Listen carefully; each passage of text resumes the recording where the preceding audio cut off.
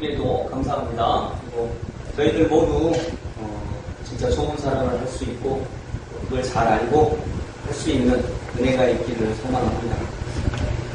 여러분 오늘 말씀 12절 같이 한번 읽겠습니다. 이튿날 베다니에서 나왔을 때 예수께서 찾아오시니라. 아멘.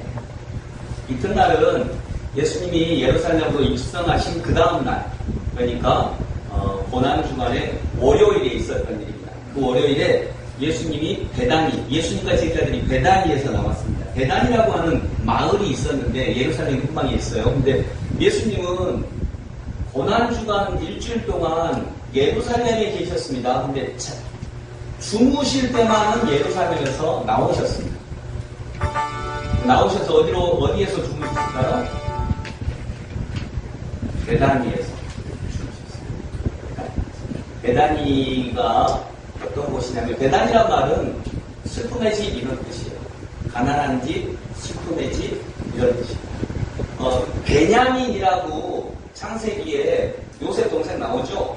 예, 요셉 동생이 베냐민인데 원래 이 베냐민을 낳다가 엄마가 돌아가셨어요. 라헬이 죽었거든요. 그래서 라헬은 자기가 낳을 이 아들의 이름을 베노미라고 지으라고 했어요. 이 베노미는 슬픔의 아들이라는 뜻이에요. 비싼 이름이죠. 슬픔의 아들이라는 뜻이었는데 아버지가 그래도 자식 낳았는데 어떻게 슬픔의 아들이라고 짓겠어요. 그래서 이름을 베노미가 아니라 베냐민으로 바뀝니다. 베냐민은 내 오른손의 아들이라고 합니다. 이렇게 아들의 이름을 바꾸죠. 오늘 그 베다니도 비싼 이름입니다. 내 슬픔의 집, 가난한 집. 여기서 계셨어요. 여기 이 베다니에 나사로의 집도 베다니에 있었고요. 예수님의 발을 적시면서 예수님의 장례를 준비했던 그 여인과 있었던 그 일이 베다니 시몬의 집에서 일어난 일입니다. 이 베다니에 계셨어요. 네, 예수님이 어떠셨다고요? 베다니에서 나와서 들어가셨는데 예수께서 시장하십니다. 배가 고프셨어요. 여러분, 주님은 하나님이셨습니다. 동시에 주님은 완벽한 사람이셨죠. 그래서 사람의 특징은 뭐냐면요, 배가 고파요. 안 먹으면 배가 고파요. 그래서 예수님은 완전한 인간이시면서도 동시에 완전한 하나님이셨어요. 그래서 예수님은 배가 고프셨습니다. 배가 고프신 하나님. 사람이 동물과 다른 특징이 있습니다. 성경에 나왔듯이 사람은 떡으로만 사는 게 아니고 밥으로만 사는 존재가 아니라는 것입니다. 사람은 모름지기 하나님의 입에서 나오는 말씀으로 살아야 합니다. 아멘? 사람은 모름지기란 말은 성경에 없지만 사람은 모름지기 밥만 먹고 못 살아요. 여러분, 밥만 먹고 살아요? 자신이 없으시네. 밥만 먹고 살아요? 여러분, 밥만 있으면 돼요? 사람은 모름지기 밥만으로 살 수 없습니다. 하나님의 말씀이 있어야 되는데, 여기 모름지기라고 하는 말이 제가 했는데, 모름지기란 말은 여러분, 등대를 지키는 사람을 뭐라 그래요? 산을 지키는 사람을? 모름지기는 뭐예요? 모름을 지키는 사람. 내가 모른다고 하는 사실을 굳건하게 지키는 사람. 나 다 알아 라고 하지 않고 내가 모른다 라고 하는 사실을 알기 때문에 계속 나에게 빛을 주는 말씀을 추구하는 사람이 모름지기예요. 그래서 사람은 모름지기가 돼야 됩니다. 여러분, 자기 아내 다 알아요? 내 아내 포악한 여자야. 다 알까? 그거에 다른가요? 내 남편 게을러. 모르는 거예요. 그건 자기 편견이죠. 몰라요. 근데 우리는 다 알아. 나 남편 다 알아라고 하니까 더 이상 남편과의 관계가 깊어지지 않죠. 그래서 사람은 다 모름지기여야 돼요. 진짜 내가 모른다고 하는 걸 알아야 되는 거죠. 그래서 사람은 모름지기이기 때문에 나에게 빛을 주는 말씀이 계속 와야 돼요. 아멘? 그래서 사람은 말씀으로 살아가야 진짜 살아가는 것입니다. 사람은 먹고 마시고 배설하고 또 사냥하는 존재만은 아닙니다. 육체적인 생명만 있는 게 아닙니다. 그렇다면 동물들이 훨씬 더 강하고 훨씬 더 빠르고 훨씬 더 멀리 봅니다. 건강합니다. 여러분, 사람은 사다리 위에 있는 존재입니다. 따라서 해봅니다. 사람은 사다리 위에 있는 존재입니다. 사람은 사다리 위에 있는 존재입니다. 그 말은 뭘까요? 사람은요, 땅하고 하늘에 걸쳐져 있는 존재예요. 그래서 사람은 인간도 아니고 하나님도 아니고, 또 동시에 사람은 인간이면서 또 하나님을 향해 나아가는 존재예요. 그래서 사람은 사다리 위의 존재입니다. 여러분, 사다리 위에서 쉴 수 있나요? 사다리 위에서 밥 먹고 막 잠자고 이런 사람 있어요? 없습니다. 그래서 인간에게는 하나님을 만날 때까지, 말씀 안에 거할 때까지 인간에게는 평안이 없는 것입니다. 왜냐하면 인간은 동물적 존재에 머무를 수 없는 존재이기 때문에, 밥만 준다고 편안할 수 없는 존재이기 때문입니다. 그래서 사람은 사다리 위의 존재이고, 사람은 사다리 위의 존재이기 때문에 안식이 없어요. 항상 두려워, 항상 떨립니다. 항상 흔들립니다. 근데 흔들리면서 나아가는 거죠. 여러분, 사람이 사다리 위의 존재에서 안식을 취하지 못하는데, 평안하지 못하는데, 그 평안할 수 있는 방법이 하나 있는데, 그건 땅으로 내려오는 겁니다. 밥만 주면 만사 오케이, 그러면 평안합니다. 근데 이건 사람의 삶이 아니죠. 그래서 사람은요, 흔들리더라도 안식을 만나지 못하더라도 내 인생을 걸쳐서 한 칸 한 칸 사다리로 올라가는 그 동물에게는 없는 기쁨을 맛보는 존재가 사람인 줄 믿어요. 그때 필요한 게 말씀입니다. 아멘. 듣고 있어요? 네. 막 궁금해져서 한 생각하고 있는 그래서 자, 예수께서 그래서 배고프셨다고 하셨습니다. 이런 분이 예수님이십니다. 예수님이 배가 고프셨습니다. 하나님이십니다. 참 인간이 되셨고 인간의 고통과 질고를 들대로 짊어지고 한평생을 사셨습니다. 그래서 주님은 우리들의 배고픔에 함께 아파하고 우리들의 배고픔의 처절함을 공감하실 수 있는 분이시면서 또한 동시에 배고프지만 하늘을 향해 나아가라고 우리에게 말씀을 주실 수 있는 분이시다라는 것입니다. 그래서 너희들이 내가 배고플 때에 먹을 것을 주었고 내가 목마를 때에 마실 것을 주었다. 너희들 와서 나의 즐거움의 잔치에 함께 참여하자라고 우리를 부르시는 분이시고 우리가 먹을 것을 주셨기 때문에 기뻐하시는 분이시면서 또한 동시에 사람이 무엇을 먹을까 무엇을 마실까 이걸로만 사는 게 아니라 너희는 먼저 그분의 나라와 그분의 의를 구하라. 그리하면 이 모든 것들은 너희에게 내가 더하여 주겠다라고 또한 말씀하실 수 있는 분이십니다. 그래서 우리 주님이십니다. 배고픔에 빠져버려서 먹을 것만 추구하면 사다리에서 내려와 동물이 되는 것입니다. 당장 배가 고프면 인간은 당연히 먹을 것을 찾아 땅을 어슬렁거리게 되어 있습니다. 그때 필요한 것이 말씀입니다. 말씀은 배고픔 중에서도 다른 배고픔이가 있음을 보게 합니다. 사람이 먹을 것으로만 사는 것이 아니라는 것을 알게 합니다. 그래서 인간을 하늘로까지 끌어올려서 사람다운 사람이 되게 하는 것이 하나님과의 만남입니다. 여러분, 이것이 사람이 사람답게 되어가는 과정이에요. 사람은 태어나는 게 아닙니다. 사람은 되어가는 것입니다. 그래서 사람은 동물과 같이 태어났다가 여러 사람들과 함께 어우러서 그 사랑 안에서 살아가면서 사람이 되어가는 과정이 인생입니다. 근데 사람이 되어가다가 되지 못하면 그런 사람을 뭐라 그래요? 못된 사람이야. 못 되었으니까. 사람은 되어가는 존재인데 못 되었으니까 못된 사람이라고 합니다. 되지 못하면 못된 사람이 되고 맙니다. 사람이 태어나기 위해 어머니의 자궁이 필요하듯이 또한 사람은 사람으로 되어가기 위해 말씀이 필요한 것입니다. 그 예수님의 이야기, 그 예수님의 말씀입니다. 13절, 14절 같이 읽어봅니다. 멀리서 잎사귀에 있는 한 무화과 나무를 보시고 어떤 나무에 무엇이 있을까 하셨더니 가서 보시니 잎사귀 외에 아무것도 없더라. 이는 무화과의 때가 아니라 예수께서 나무에게 말씀하여 이르시되 이제부터 영원토록 사람이 되게서 열매를 따라 지금까지 하시니 제자들이 이를 따르라. 아멘.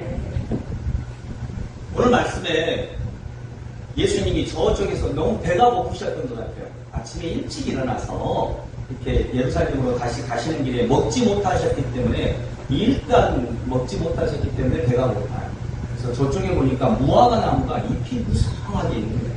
잎이 무성하면 뭐도 있을 것 같아요. 열매도 있을 것 같아요. 그래서 가서 봤더니 열매가 없었어요. 근데 열매가 없었던 이유가 뭐예요? 열매를 맺을 때가 아니에요. 당연한 거 아니에요? 열매 맺을 때가 아니면 당연히 열매가 없죠. 근데 예수님이 뭐라고 하시죠? 저주를 하십니다. 버트란드 러셀이라고 하는 철학자는 바로 이 구절 때문에 예수님을 거부합니다. 뭐 이런 사람이다. 아니 세상에 자기가 창조주를 하면서 자기가 창조주인데 자기가 그런 자연법칙을 만들어 놓고 열매 때가 아닌데 열매 안 열렸다고 저주하면 이게 창조주냐? 그래서 나는 예수를 못 믿겠다라고 해서 나는 왜 그리스도인이 아닌가라고 하는 책을 지었던 사람이 러셀이에요. 근데 이해가 되잖아요. 열매 때가 아니면 당연히 열매 없지. 그걸 열매 없다고 저주하면 안 돼요. 그렇지 않나요? 근데 왜 이게 말씀인가요?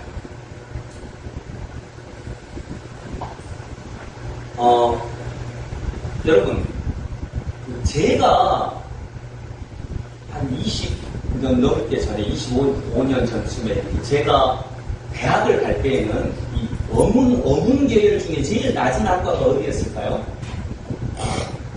영어 영문학과, 불어 불문학과, 독어 동문학과, 일어 일문학과, 뭐 중어 중문학과 이렇게는 거의 다 있었던 것 같아요. 그 외에 뭐 다른 과도 특수한 경우에는 있었는데 그 중에 제일 낮은 과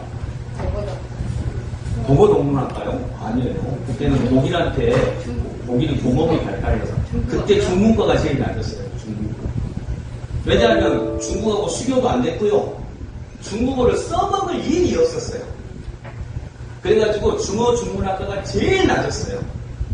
중문과 다니신 분은 제가 죄송하지만 사실이니까 어쩔 수가 없어요. 근데 지금 제일 사람 수요가 필요한 데가 어디예요? 중어 중문학과. 그래서 그때 중문과 나온 사람이 지금 엄청 쓰임받습니다. 제가 공부를 썩 잘한 사람은 아니었어요. 공부를 썩 잘하지 못했는데 제가 그때 제 성적으로 수의대를 갈 수 있었어요. 수의대 갈 수 있었는데 그때는 수의대가 그렇게 높지 않았어요. 근데 여러분 지금 수의대 엄청납니다. 의대, 치대, 수의대까지 하고 그 다음에 서울대 입학한 거예요. 근데 제가 여러분 그때 수의대 갈 수 있었다는 거예요. 그때는 그게 진짜 인기 있는 과가 아니었어요. 근데 지금 완전히 바뀌어진 거예요.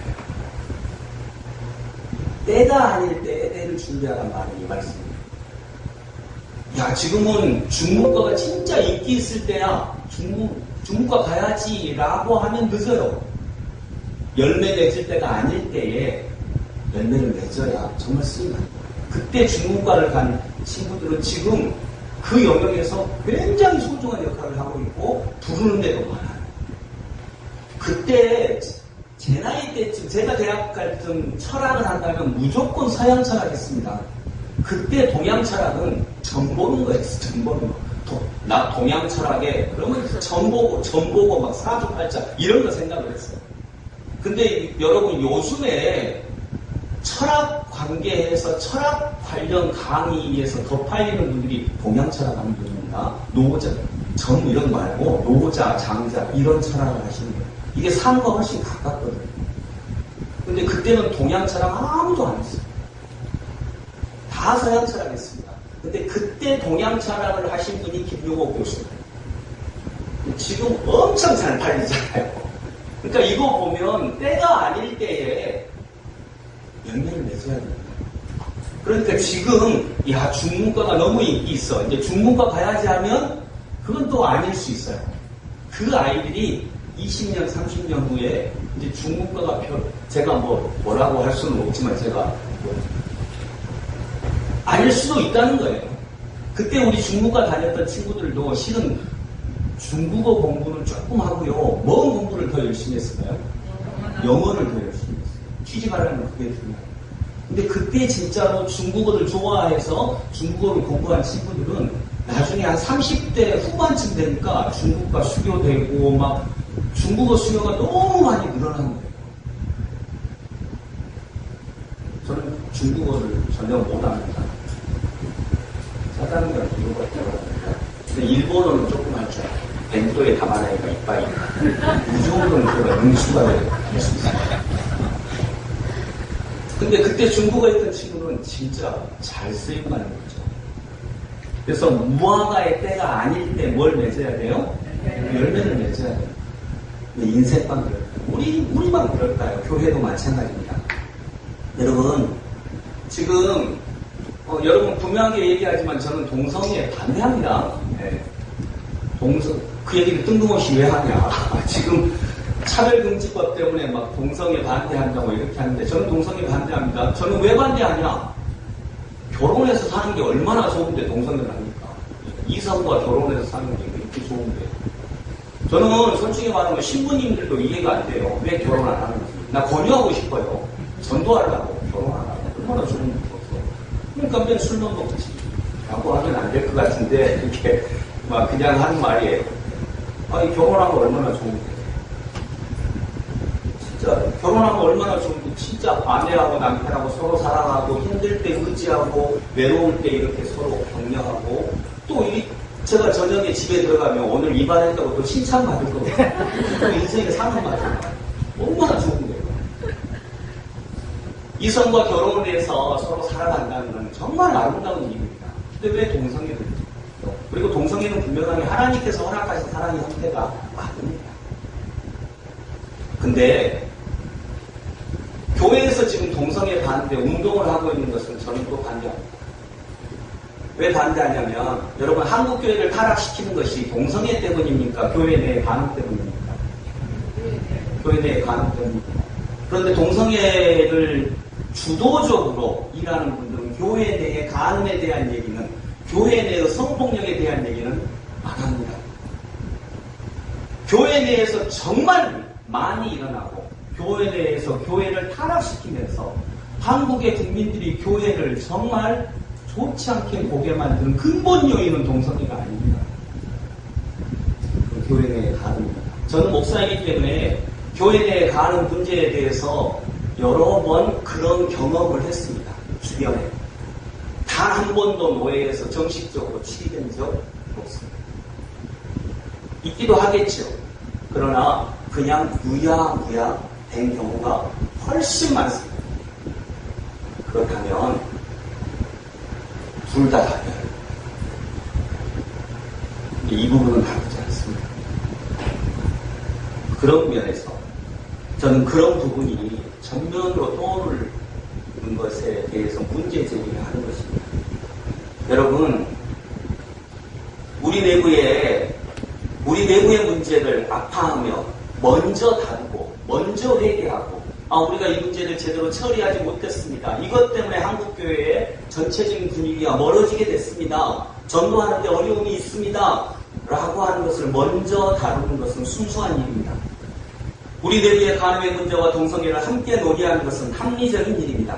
하지만 우리 내부의 문제를 덮어둔 채 밖의 문제만을 거론하는 것은 다분히 의도가 있는 정치적인 일입니다. 여기서 정치적인 일이라는 것은 교회 정치를 얘기하는 것입니다. 그러나 다시 한번 분명히 말합니다.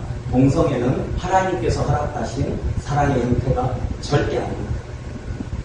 저는 동성애를 막는 최고의 길은 법으로 막지 말고 법으로 한다고 감정의 문제가 처리가 될까요? 정말 우리 기독교인들이 아내와 남편이 서로 진심으로 사랑하고 정말 세상에서는 맛볼 수 없는 시간이 가면 갈수록 더 깊이 서로를 내어주고 서로를 위하고 이런 사랑이 교회 안에서 만들어진다면 그럼 동성애가 적어질 거라고 생각을 합니다. 교회를 타락시킨 것은 완벽하게 간음의 문제였습니다. 그 문제를 먼저 다뤄야 정직한 것입니다. 아쉽게도 정말 저는 노회에서 그 문제를 정확하게 다루는 적을 제가 경험한 한 한 번도 본 적이 없어요. 그래서 정치적이라고 하는 것입니다. 여러분, 오늘 이 본문은 무화과의 때가 아니고 잎만 무성한 무화과 나무를 예수님이 저주하셨다 이 말씀은요. 당시 유대교는 잎사귀만 무성했던 율법주의에 빠져서 화석화된 종교였던 유대교를 얘기하는 것입니다. 교회가 세상을 선도해야 되는데 그 당시의 유대교는 정말 잎만 무성했습니다. 잎사귀만 무성했습니다. 성전은 화려했고 헌금은 넘쳐났습니다. 제사장들의 월급은 많았고 그들은 부유했습니다. 찬양 소리는 높았고 음악적 전문성은 아마 높았을 것입니다. 그러나 교회 안의 말씀과 진리, 사랑은 적어져만 갔습니다. 지금은 어떠합니까? 그래서 말씀이 필요합니다. 거듭 이야기하지만 이런 한국교회의 비판에서 여러분 우리 교회를 빼시면 안 됩니다. 우리 교회도 이런 한국교회의 아들들입니다. 남에게 이렇게 하라고 하기보다 저는 그냥 솔직히 말하면 남 비판 안 했으면 좋겠어요. 예, 그냥 남을 비판 안 했으면 좋겠어요. 다른 교회도 비판 안 했으면 좋겠어요. 대형 교회 우리 마음에 막 안 드는 교회가 이렇게 돼야 되지 않아 그런 교회도 비판하지 않았으면 좋겠습니다. 왜냐하면 비판하면 압력이 빠집니다. 압력이 빠진다는 말은 뭐냐면 여러분 저는 동성애 반대 운동을 하고 계시는 분들 그 운동을 그대로 계속 하시도록 저는 그게 나쁜 일이 아니니까요. 저는 동성애 반대해야 된다고 생각을 하거든요. 나쁜 일이 아니니까 그냥 그 일 그대로 하시도록 하되 정말 더 본질적인 것이 무엇인지를 얘기하는 것이지 그거에 대해서 반대하는 건 아닙니다. 근데 반대하면 압력이 빠집니다. 압력이 빠진다는 건 뭐냐면 여러분 압력밥솥 이렇게 막 밥 지을 때 뚜껑 열어버리면 밥이 되나요? 안 돼요. 근데 불평은요 뚜껑 열어버리는 겁니다. 그러면 밥이 안 돼요.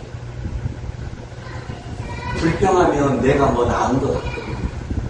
남 비판하고 불평하면 내가 그 사람보다 조금 더 위에 있는 것 같거든요. 그렇지 않을 수 있습니다. 다 그렇지 않다 이렇게 얘기는 못하지만 그렇지 않을 수도 있고요. 그렇지 않을 가능성이 높습니다. 왜냐하면 저도 여기저기서 비판 많이 했거든요. 우리 동네 활동하시는 분들도 동네에서 비판 받거든요. 왜 이렇게 하냐 막 이렇게 하거든요. 그분들이 다 알아서 하시는 거냐? 그렇지 않을 수 있거든요. 그러니까 비판보다는 비판거리가 있을 때 조용히 침묵하고 그냥 묵상하고 침묵할 때 우리 안에서 익어가는 무엇인가가 있으리라고. 그것이 만날 수 없는 물과 불과 쌀을 정말 맛있는 밥으로 만들 수 있는 큰 힘이 될 것이라고 믿습니다.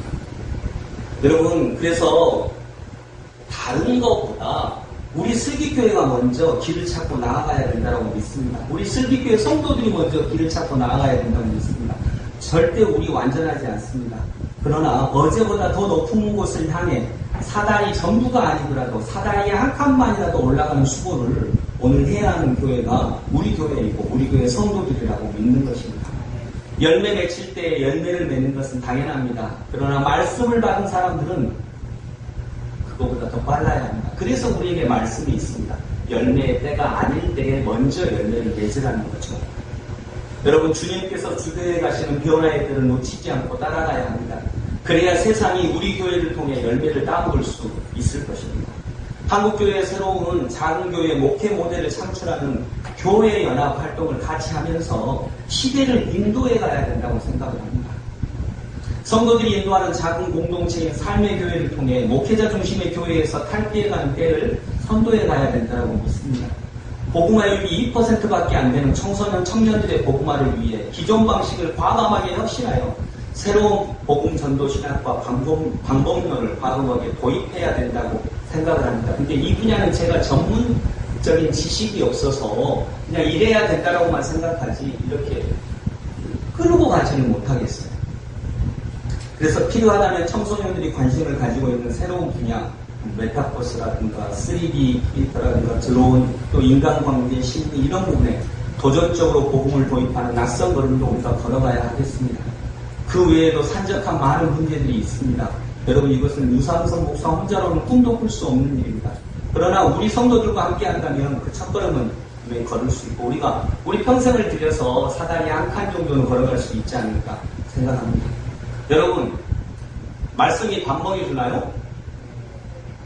저는 밥을 먹여줘요. 왜 빠지니까. 여러분, 성경 말씀 읽고 묵상하고 여러분은 말씀이 밥 먹여주나요? 아멘. 뭔 밥을 먹여줘요?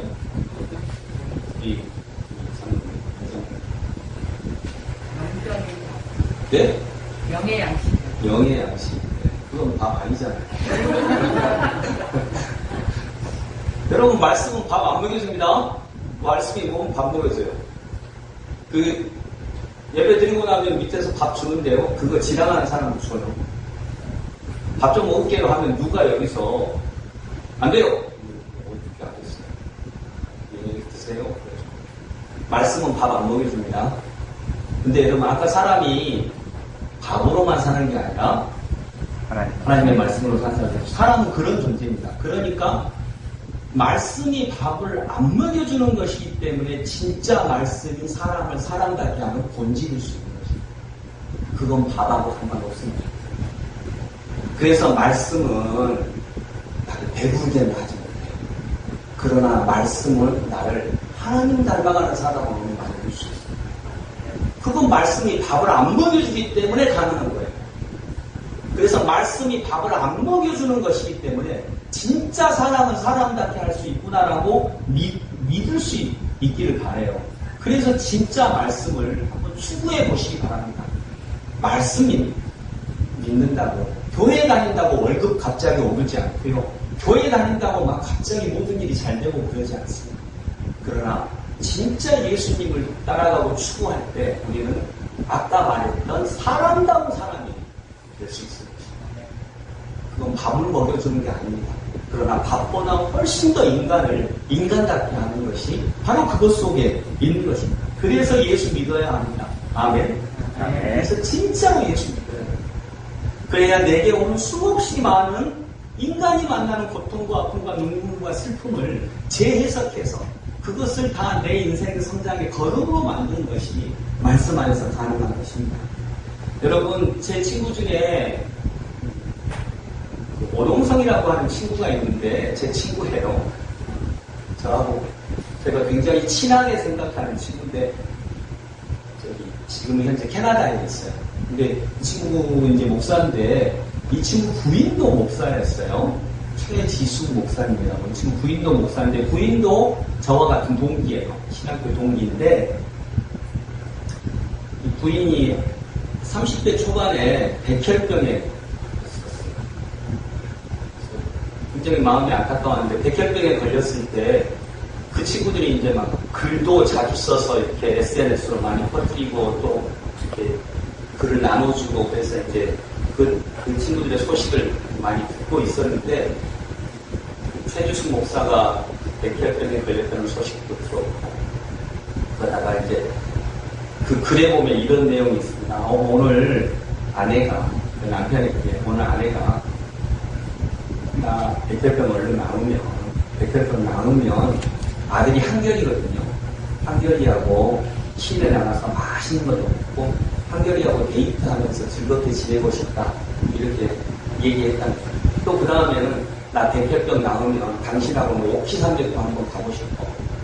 나 백혈병 나으면 이 투병 생활을 했던 이것을 글로 써가지고 책으로 남기고 싶어. 이런 말을 했다는 거예요. 근데 그 후에 다시 글이 왔는데 그 글에는 이렇게 되어 있었어요. 아내는 이전에 백혈병 나으면 한결이라고 같이 가서 시내에서 데이트도 하고 맛있는 것도 먹고 싶다고 했다. 아내는 백혈병이 나으면 나와 데이트하고 로켓산맥도 한번 가고 싶다고 했다. 아내는 백혈병이 나으면 이 투병 일지를 책으로 만들어서 책으로 내고 싶다고도 했다. 그런데 오늘 아내가 새로운 이야기를 한다. 백혈병이 낫지 않아도 나 한결이랑 같이 데이트할 거야. 백혈병 안 나아도 나 지금 한결이 데리고 나가서 맛있는 거 먹을 거야. 백혈병 안 나와도 나 로키 산맥까지는 못 가도 당신하고 여행 갈 거야. 백혈병 안 나와도 나 지금의 이 투병의 일지를 나 책으로 낼 거야. 그렇게 마음을 바꿨다는 거예요. 여러분, 백혈병 나으면 나 이렇게 할 거야. 나 부자 되면 이렇게 할 거야. 우리 교회 커지면 이렇게 할 거야. 우리 교회 성도 많아지면 이렇게 할 거야. 나 부장님 되면, 나 사장님 되면, 나 은퇴하면 이렇게 할 거야. 여러분, 아직 열매 맺지 않은 것입니다. 열매 맺는 것은 나 아직 가난하지만 내가 할 수 있을 만큼 어려움이 들 도움입니다. 나 아직 내게 완벽한 그리스도의 사랑은 없지만 내가 따르니 또 우리 삶의 식구들, 삶의 교회 식구들 많이 사랑할 거예요. 여러분, 지금 할 수 있는 거, 지금 하시기를 원합니다. 나 부자 되어서 어려운 게 100만 원 줄 거야. 그러지 말고 나 지금 부자 아니지만 그냥 저 교회에 1,000원 헌금할 거야. 이렇게 하시기 바랍니다. 하나님은 그 일을 정말 귀하게 여길 것입니다. 여러분, 그래서 최지숙 목사가 나 백혈병 나오면 책 낼 거야 했던 책을 안 낳고 낸 책이 이 책이에요. 그리고 이 책이 이제 발간이 됐거든요. 그리고 이 책 발간하고 죽었습니다. 근데 여기에 자기의 이야기, 자기의 마음 다 들어가 있어요. 그리고 이 책을 아들이 보면서 커나갑니다. 여러분, 이 글에 보면 이런 글도 있습니다. 나는 백혈병 환자가 아닙니다. 왜 내가 뭘 어쨌다고, 내가 얼마나 하나님 믿었는데, 내가 얼마나 하나님께 충성했는데 왜 내가 백혈병에 걸립니까? 이럴 수는 없습니다 하고 생각했다는 거예요. 그래서 의사가 하라는 데도 안 오고 약 먹으라는 데도 안 먹고. 그런데 어떤 날 편지에 이런 편지가 있어요. 오늘부터 나는 백혈병 환자입니다. 어제까지는 내가 백혈병 환자 아니었는데 오늘부터 나는 백혈병 환자이기로 결정합니다. 나는 오늘부터 백혈병 환자이니까 의사 선생님이 약 먹으라면 약 먹습니다. 치료하라면 치료합니다. 말 잘 듣습니다. 나는 오늘부터 백혈병 환자이기 때문에 자기가 결정한 거예요. 여러분, 치료 다 끝나면, 백혈병 다 나으면 나 이렇게 해야지. 이것은 어쩌면 너무 늦을 수 있습니다. 무화과일 때가 아닐 때에 여러분 열매를 맺는 우리들의 인생처럼 지금 할 수 있는 일, 지금 하면서 하나님이 주시는 이 때를 마음껏 누리실 수 있기를 원합니다. 나중에 시간 여유되고 뭐 부자 되면 또는 여유 있고 또 이렇게 되면 뭐 이렇게 할 거야 이거 말고요. 하고 싶은 걸 지금 하시기 바랍니다. 규모는 작아도 괜찮습니다. 하나님이 크게 해주시는 것은, 인간은 원래 작습니다. 크게 해주시는 것은 하나님의 영역입니다. 말씀을 정리합니다. 여러분, 때가 아닐 때에 열매를 맺는 신앙, 무화과에 열매 맺을 때가 아닐 때에 열매를 맺는 신앙을 말씀하여서 우리가 간직할 수 있기를 원합니다. 우리 신앙은 열매 맺을 때가 아닐 때에 열매를 맺는 신앙입니다. 그것은 가능합니다. 왜냐하면 말씀으로 우리 곁에 계시는 예수님께서 우리 그 걸음을 인도하시고 지키시기 때문입니다. 어떤 한 분 이야기인데 자기 남편을 같이 교회에 다니기를 되게 원했어요. 근데 남편분이 잘 마음이 같이 안 하는 거예요. 그래서 어느 날부터 새벽기도 그분이 가셨는데 새벽기도 갈 때마다 신발 하나를 들고 오는 거예요. 그래서 옆에다 딱 두는 거예요. 그래서 목사님이 물어봤죠. 그 뭐예요? 저희 남편이 같이 신앙생활을 하기를 원하는데요. 이거 남편 신발이거든요. 사람은 주인은 안 나오더라고. 신발부터 나오라고. 이렇게 신발 갖고 와서 옆에 둡니다. 뭐 웃긴 얘기지만요. 그 마음, 간절한 마음이잖아요. 그것부터 시작합니다. 왜냐하면 남편을 끌고 오는 건 내 영역이 아니에요. 신발 들고 오는 건 내가 할 수 있어요. 신발 들고 와서 제 남편 자리입니다 하고 놓는 건 내가 할 수 있어요. 그거에서부터 시작합니다.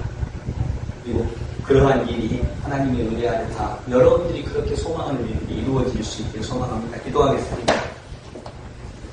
주님, 우리 신앙은 열매 맺을 때가 아닐 때에 열매를 맺는 신앙인 줄로 믿습니다.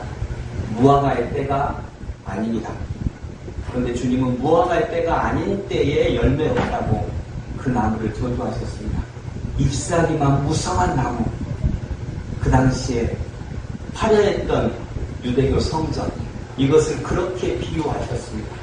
주님, 화려하진 않아도 진실되게 지금 내가 할 수 있는 일, 작게라도 한 걸음 한 걸음 걸어가는 저희 신앙인들 다 되게 하여 주옵소서. 예수님 이름으로 기도드립니다. 아멘. 복음성가 590장 찬양드립니다.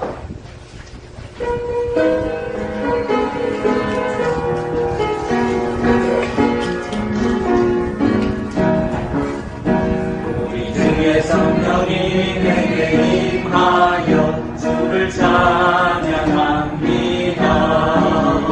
우리 주의 성령이 내게 임하여 주를 찬양합니다.